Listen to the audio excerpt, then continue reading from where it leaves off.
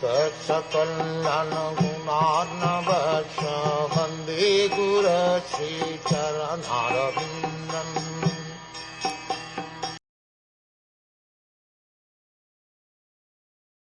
At the place of pilgrimage at Prabhasa, it came to his knowledge that all his relatives had died due to violent passion, just as an entire forest burns due to fire produced by the friction of bamboos. After this he proceeded west, where the river Sarasvati flows. Both the Kauravas and the Yadavas were relatives of Vidhura, and Vidhura heard of their extinction due to fratricidal war. The comparison of the friction of forest bamboos to that of passionate human societies is appropriate. The whole world is compared to a forest. At any moment there may be a flare-up of fire in the forest due to friction. No one goes to the forest to set it on fire, but due only to friction between bamboos, fire takes place and burns an entire forest.